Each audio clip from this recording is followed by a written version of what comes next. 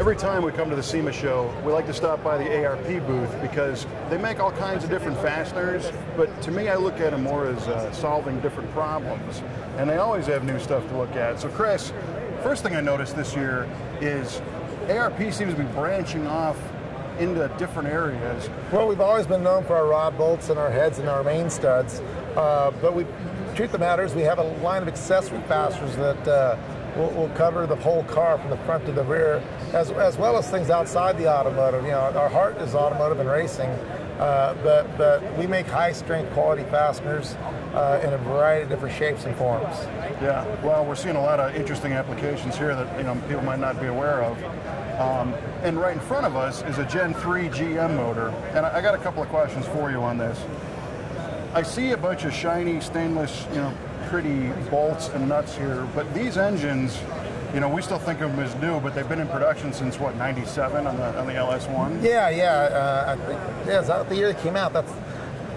And this engine is a strong engine stock, but the modifications that are available to it, the horsepower that you can get out of these things, we've got all the heads, mains,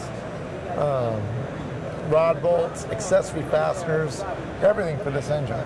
So, correct me if I'm wrong, but the original head bolts were torque to yield, so they're a single-use bolt. What does that even mean? How does that even work? Well, a fastener, a torque to yield fastener, obviously in manufacturing, OE manufacturing, they're looking to get the cheapest, to get the least expensive part they can to do the job. When you take a fastener to yield, at that point which the fastener does yield, it gets slightly stronger, so it'll give you a little bit more clamping load. So they're using a cheaper fastener to get the clamping load they need to hold the head on in a stock application. We choose to put our fasteners at 25% back of yield so that the fastener is reusable. Yeah, because that's the problem, is these engines have now been around for sometimes 13, 12 years, and a lot of them are coming up for rebuild, in addition to the high performance stuff. And what you'd have to do before is head down to your Chevrolet dealer and spend, how much for another set of single-use bolts. Yeah, and the cost of a torque to yield fastener from the dealer, they're not cheap. They're not cheap. Yeah. So you can get a good quality fastener. Our fastener is a 200,000 PSI fastener for the standard replacement. You can get them in bolts or studs, and then you can also get the higher strength levels up clear up to 260, 280,000 PSI if you're going to build a 2,000 horsepower LS motor. That's serious stuff. And to get to that 2,000 horsepower, it always amazes me, especially here, to see all the new stuff that is available for these things. Intake, cylinder heads, blocks. How deep does your product line go? Well, the great thing about the aftermarket here is from the production-based castings, standard block and heads, intake, we can cover all the fasteners on the motor with stock kits. Once you want to step up to your GM Racing, your Edelbrock LSR heads, your Mask Motorsports, cannon valve heads, you're using an RHS block. We have all the fasteners for that as well.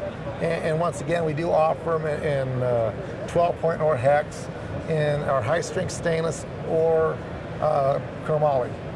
Well, so it sounds like you got pretty much the whole motor top to bottom, right? Oh yeah, we can cover it from the oil pan to the carburetor. Now, do you make the injection with the LS motor? Right.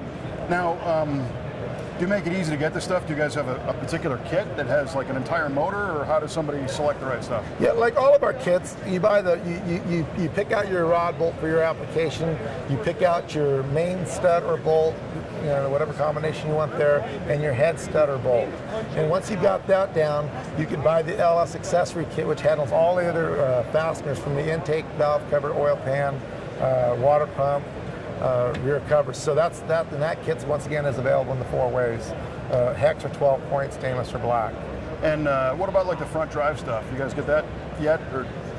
In the standard kit, it comes with everything to put the water pump and thermostat housing, things of that nature, and a timing cover on the front. We also have the balancer bolt and the flywheel bolts. And what about for the non-GM guys, but the guys running late model motors, Ford mod motors, the new Hemis, that kind of stuff? We've got the new Hemi stuff out. We've got balancer, flywheel, head bolt and head stud, mains, the cam bolts, the mod motors. We have the cam bolts. for the overhead cam motors there. We have the balancer bolts and firewall bolts on them as well. Awesome. Well, I think our tow rig is getting close to a rebuild. It's 160,000 mile 01, and it's starting to make some chattery stuff when you start it up. So we'll have to go through the catalog, which if you watch V8TV, you know I'm a big fan of the ARP catalog. We have a new catalog. It's available on that website at arp-bolts.com. Right on. And of course, you can get this stuff at any mass merchandiser, auto parts store. Yeah, it's distributed worldwide, but it's all made right in Southern California, USA. There you go. It's good enough for Giant Force. It's good enough for me, right?